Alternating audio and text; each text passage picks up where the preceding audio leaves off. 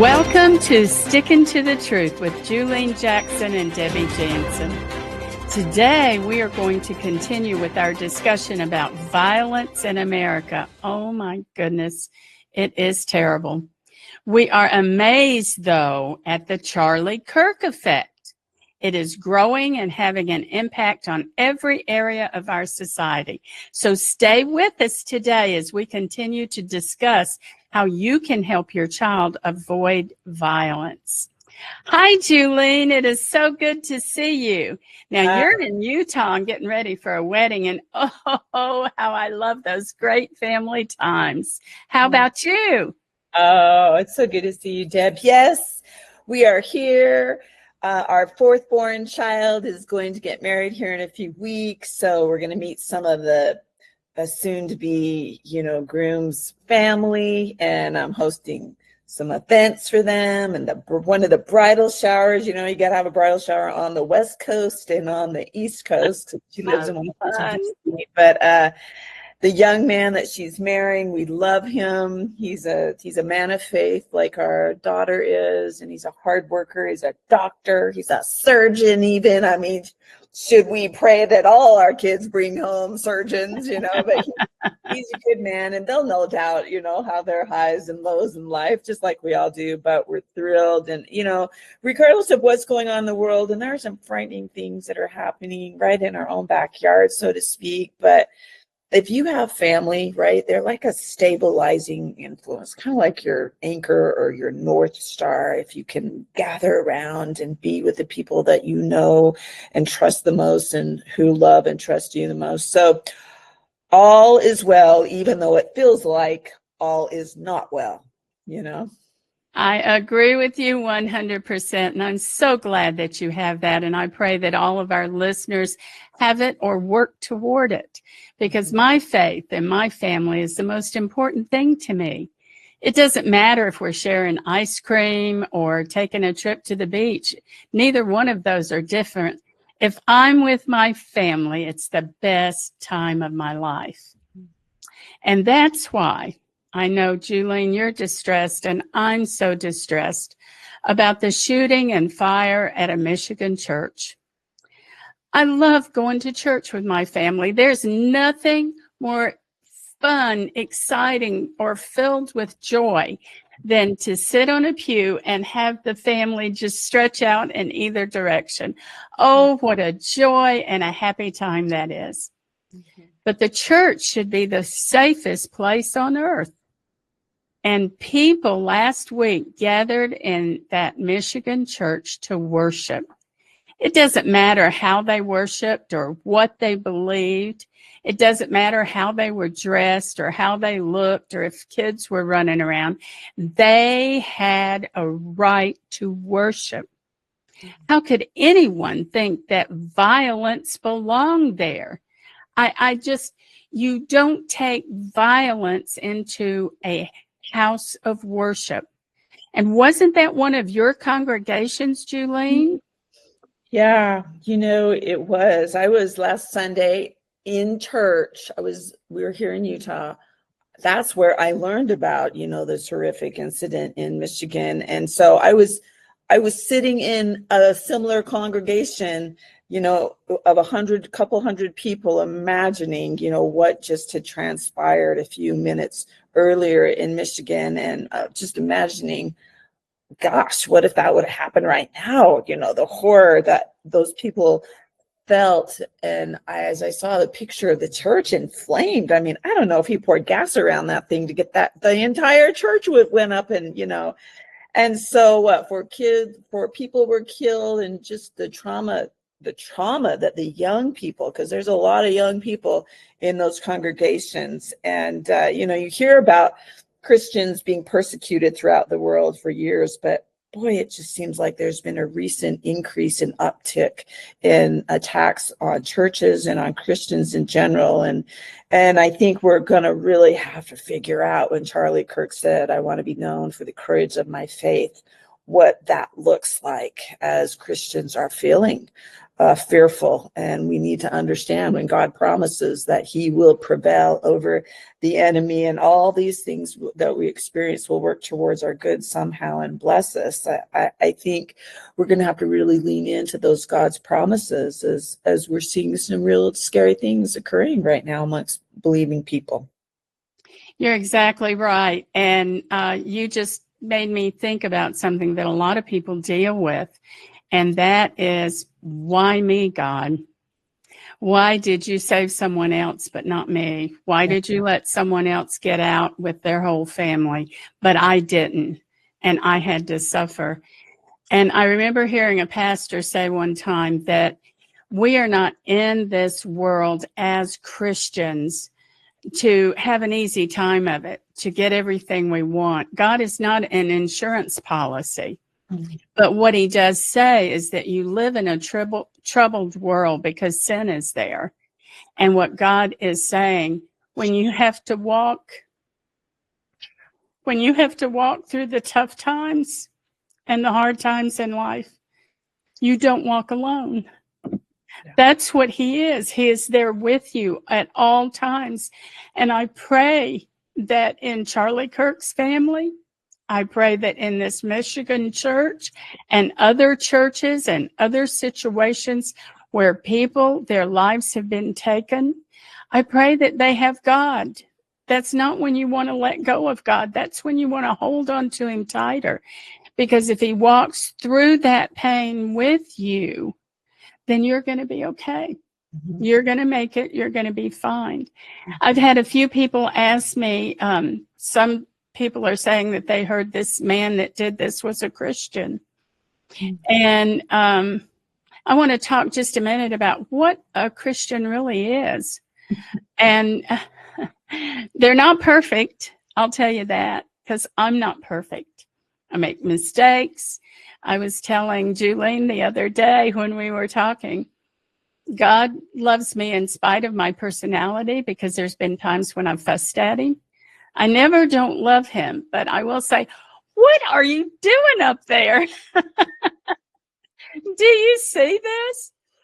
And I fuss with him, and I think he kind of smiles and knows, well, I made her that way. So, you know. But I don't believe a good Christian would ever do anything like this man did. That is a line that we don't cross. We may make mistakes. We may have hard times. We may have to ask for forgiveness as well. But the 10 Commandments we don't break. And thou shalt not kill, we do not break.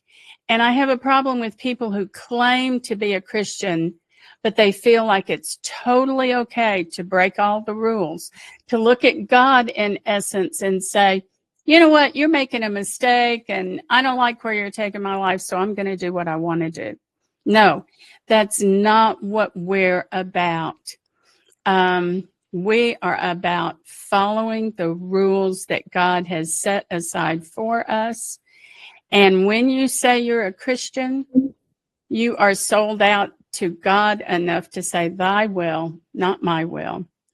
And you are also sold out enough that you can know someone else is doing something you don't believe in, like this church where this guy said that they were the Antichrist, which they are not.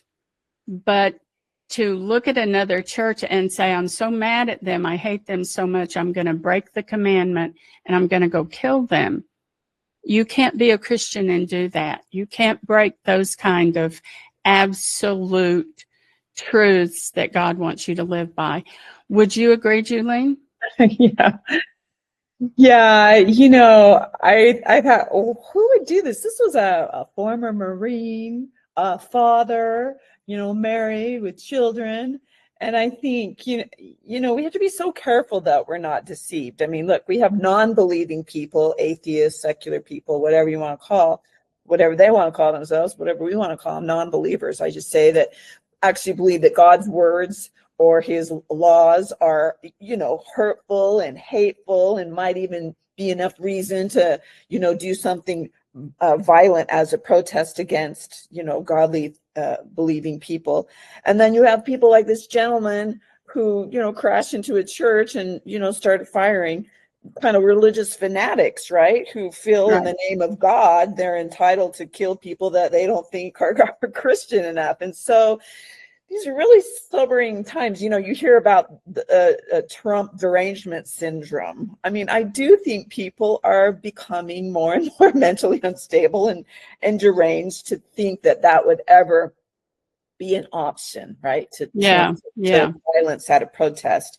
And so I'm like, Jelena, you just got to continue to be humble and faithful and in the word and continue to be praying to God so we can be led by truth, to have the courage still to stand up for our beliefs and speak as a disciple of Christ, but, also to tolerate people that, don't believe how I believe and maybe even love them. Get to a place where you could, even feel some affection towards them and not want to just constantly be in this mode of judging and correcting and wanting to cuss out people and that kind of thing, because it does not lead you down a good path.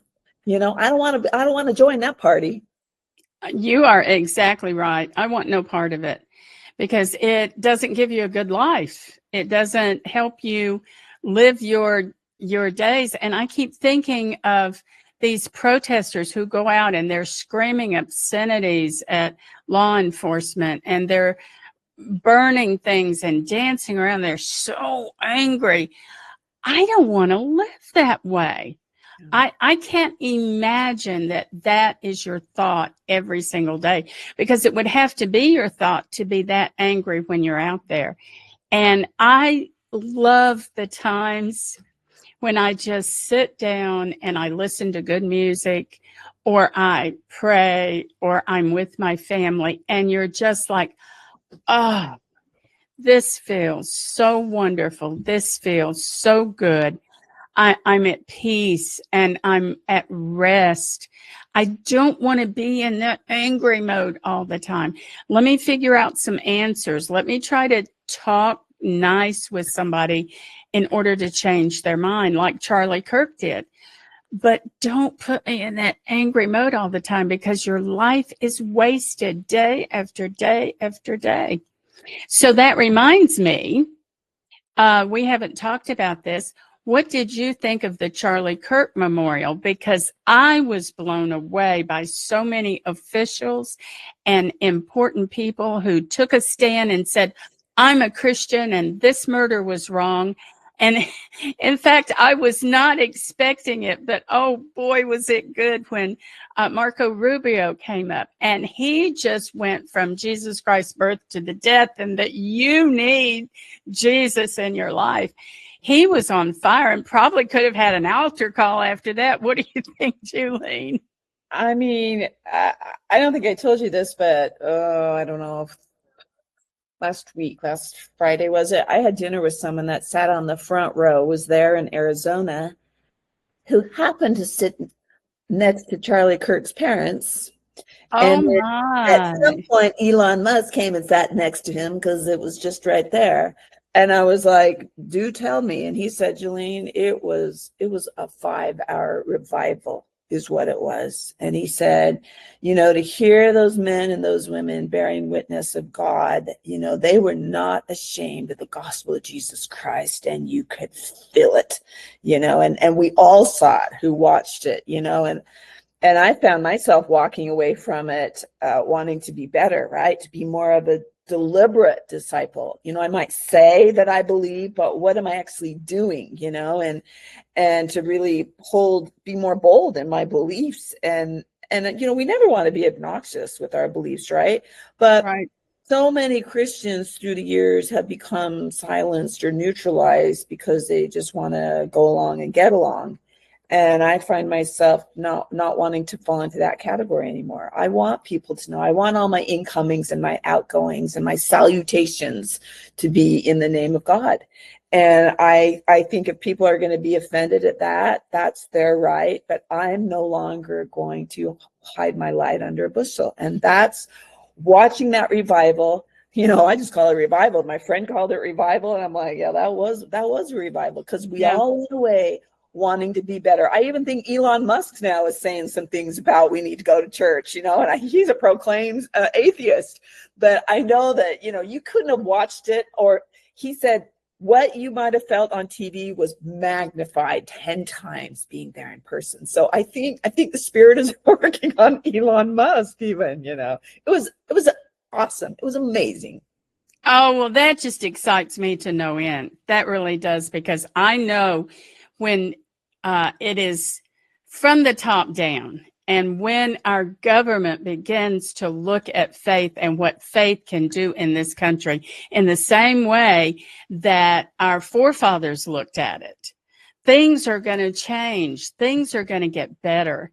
And when you have the Holy Spirit infecting different people that are in positions of power, things will change, and they will change for the better. Ron and I sat and watched the whole 5 hours. We were just mesmerized. In fact, honey, I got to go get a drink of water. Okay, let's pause it, because we're not missing one bit of this. And there were several times that we were just in tears. And like you, Julene, we felt like we want to be better. We want to have more of God in every day of our life. I was telling you about some things that happened this morning where I just felt the Holy Spirit, and I felt God there and his presence there. And let me tell you, when our leaders get a taste of and promote Jesus Christ across this land, America is going to take off like a rocket. We will be different. And like you say, wanting to change, when Erica took a deep breath during her speech, and it was a week after she lost her husband. Some people, it takes a long time to say, I forgive you. A long time. There was once when I was hurt by someone really close, and it took me almost a year of praying about that. But I finally got there. And when, after just 1 week, she's at that podium, stepped back, took a deep breath, and said, that man that killed my husband, I forgive him. Ron and I both broke out in tears. Ron and I both stopped the TV, and we prayed for her, and we thought about our own lives and how we could be better. I mean, the whole thing was just powerful. Yeah. I mean, don't you think that was probably the moment when all of us the Spirit just like almost just, slapped us in the face. We felt, her example, like this living embodiment when Christ told us to love our enemies and to bless those that, curse us or persecute us, and to turn the other cheek. I mean, we were seeing what that looked like, and it was powerful. I mean, even Jimmy Kimmel, who had to take a break from his show when he was allowed to come back on, that was like one of the first things he said, was that example of her saying that she forgave was just undeniable. I mean, we were all moved by it. And it's interesting, I just saw on the news before I came on that that congregation in Michigan, the church members in the community, and actually I think worldwide, members of the Church of Jesus Christ of Latter-day Saints, have raised over $140,000 for the wife and the children of the man that murdered and several of the parishioners in that congregation. Wow. And so, wow, that is phenomenal. And I mean, that was just 3 days ago. And so we're seeing examples of Christians that walk the talk. I mean, when they say they believe, they show you what it looks like to be a Christ-like, and they're not just giving lip service. And it is elevating all of us. Jesus Christ was the ultimate peacemaker, right? And so they are showing us what it looks like to follow in the footsteps and to be a deliberate disciple, even in the face of, being mocked and murdered and persecuted. And it almost takes your breath away, right? To see it. in action. Exactly right. And there's nothing more powerful than a living example in front of you. Yeah. I can talk about Jesus Christ all day long, and I can tell you Bible verses, and I can say, let's go to a church service together. But when you watch me do something that's hard, because I feel like God has told me to do it, when you watch me write a check for my tithes out of my checkbook, and you see that once that check is written, there is $5 left in my account. When you have some kind of visual that you can land on that this person is truly a Christian, then the words of come to Christ become way more powerful. It's when we watch Jesus Christ play out in someone else's life that things change. And I believe America is changing. Evil is not going to give up. It is not going to go away. We will always have violence and problems with us. But the change will come when we sacrifice our own lives and say, from here on out, I will be exactly what God wants me to be. When we need to understand what's happening and we need to be part of God's army of change. Now, an army is not, God's army is not one that picks up a gun. It's not one that goes marching through the streets. But God's army are people that change and become like Jesus Christ and who stay on their knees. And we fight in the spiritual realm of God, bless our country. God, save us from this. God, help my fellow Christian. God, bring us all to prayer. God, get Satan and evil out of our life. And if we get in that mode of praying for America, we will see changes. Now, I think it was last week you said that Hobby Lobby is going to do help head up next year. Does it start in January? Mm-hmm. 1 million prayers every day. Mm-hmm. I encourage all of our listeners to get involved. And if you want a book on that, get my book, Praying for America and the Army of God. I don't tell you how to pray. I just give you examples of how to live this faith out in your life and with your prayers. You'll also love Minutes of Faith. But back to what we're talking about. Did you know that Turning Point now has applications for over 120,000 chapters across the country?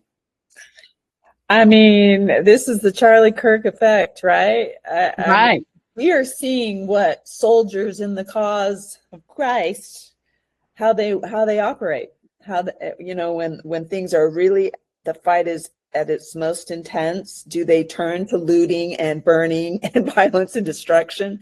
No, they pick up their prayers, they gather together and they testify, and we're seeing what soldiers, for God look like: their faith, their devotion, their willingness to forgive. And so no wonder Turning Point USA is just exploding. I just saw a little clip from a friend who was showing the parking lot of a church in Massachusetts, where she said people do not go to church in Massachusetts. And there was a line out the parking lot because the first service was leaving and the second service was coming in. Yeah. And she's like, something is going on. I love how the state school superintendent in Oklahoma is saying that he's going to put a Turning Point USA chapter in every high school in Oklahoma. Wow. I mean, he might get a little pushback, but you can just see people's hearts are becoming emboldened. And, I mean, I didn't want Charlie Kirk to leave us so soon, but you can see how God has taken that affliction and is turning America for its good, and so this is really a remarkable time to be alive, Deb. Oh, it really is. I am so excited about where we're going in America. Now, it doesn't mean we won't continue to have problems. We will. And it doesn't mean that that we can just sit down under a tree and say, well, America's fine now, so I get to rest. No. We still have work to do. And so Julene and I are going to take the next few minutes to discuss how to teach your child to avoid violence. And last week we discussed first, you must love them with all your heart. And that means show it all the time. But then there are 10 beginning steps to violent proof your child. We talked about last week that a parent must choose to teach their child how to respect the parent as well as others in society. Because if they respect you as a parent, they will naturally respect other people. Number 2 is a hard one. A parent must teach discipline, and that is a sticky wicket for a lot of parents. When should I discipline? When should I pull back? When should I be nice? When should I do this? So you don't discipline with anger, spankings, or screaming matches, but rather real discipline is giving them a lesson on how to control yourself and your life by being strong and disciplined enough to find truth in everything you do. See how wonderful that kind of plays into your country? If the kid knows how to find truth at home, they'll know how to find truth in the country. But the parent must be disciplined first. Then you can convince your child that what you're asking them to do is the only right thing to do. And there's a lot to this discipline thing. So later, I'll just go ahead and tell you now. You can get my book on discipline. It's a nice, big, fat book, but I go through all the different areas that you need to be watching for when you discipline. And it doesn't have to be, discipline is not like I said, it's not spankings and yelling and all of that. You have to convince your child that what you're asking them to do is the only right thing to do. Because once they believe it and they accept it as truth in their own life, then you've won. Then your job is so much easier. Because once they believe it with their whole heart, guess what? They will follow it and they will live it. Once you've captured their heart, you've won. And let me give you a quick example of that. Ken was my youngest, and I wanted to be sure that the kids were not going to go out and drink or get in trouble with that. And so I spent about a month where we would sit in the living room and we would talk. I had done a term paper thesis type on drinking and what it does to the brain when I was in college. So I shared some of that information. We talked about what it means to really be liked by your friends, and that drinking's not going to help, because if you're a jerk before you drink, you'll be a worse jerk after. And so we just talked about what real friendship was. And I did my best to convince them that staying away from alcohol was the best thing to do. So about 4 months later, Ken comes in. Well, no, I guess it's about 2 years and 4 months. Yeah, because he was behind Jamie and Amy. He comes in and tells me, Mom, just wanted you to know that my 2 friends, and he named them, asked me today to go out with them tonight. And it was a Friday. And I said, oh, are you going? No, I'm not. I'm going to stay home. I said, oh, is there a reason? Yeah, they said they were going to go out and go drinking. And my heart just sank. And I went, okay, because I didn't think these 2 boys would do that. And I said, okay. I said, why didn't you go? He said, oh, they were really mean. They said, we know your mom. And they did. And we know she probably told you can't go, right? And he said, I whirled around, I looked at both of them, and I yelled at him. I said, no, I'm not going, because I don't think it's right, and I don't want to go do that. And he said, I turned around, went to my car, and came home. That was when my heart just, blah! I had won. I had given him the information. I had done it in such a way that I convinced him how to have a good life. And he chose the right thing instead of feeling bad that his actual best friends were poking fun at him and mad at him, instead of feeling bad about that, he was proud of it. That's what you want to do with discipline. Right, Julene? Yeah, that's so great. I mean, when you talk about discipline, you think about, punishment, right? When the kid does something wrong, there's gotta be consequences for what you did. And I'm an older mom. I've got my one last little babe at home. She's almost 18, senior in high school. And my older kids are like, Mom, what are you doing? They think I'm a little too soft. I've gotten tired. I'm weary. But, really exhibiting discipline and enforcing the rules and the standards in your family is way more work than just letting the kids do what they want. You have to ride those kids on their homework and chores and friends and parties and phones. And it's so much easier just to go, oh, I trust you. I love, and to want to be their friend. But, clearly, though, we have too many parents trying to be their friends and not doing the hard job of parenting. And that includes disciplining. And then, of course, discipline also is teaching your kids to work hard, right? Stick to the task. Don't quit when things get hard. Don't pull them out of a sport just because they don't like the practice anymore. And my little 17-year-old came to me a few days ago and said she had heard that her teacher said some troubling things about her to another student, and this other student came and told my daughter. So me and my daughter talked about it, and I could have stepped in and said, I'm calling that teacher, I'm going to take care of that. But we talked it through, and she said that she thought it was best that she go talk to the teacher, and we kind of talked through how her approach might be.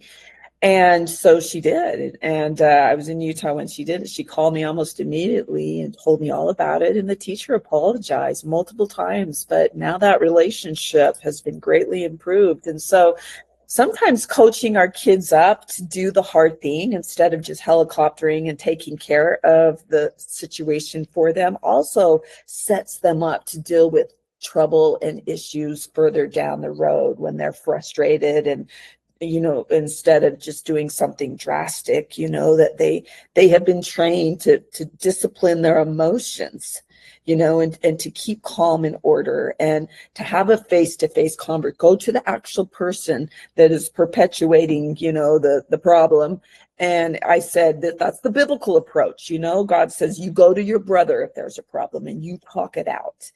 And so I think that's also another way that we can teach children to rein their emotions in, because we're seeing so much erratic behavior from young kids nowadays.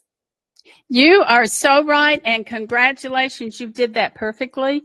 You taught your youngest how to handle a situation. And I was thinking while you were talking, that's a big part. Kids get involved in these violent gangs or in violent protests or whatever else that they are getting into that's not good for them, is because they're not prepared. They don't know how to react properly.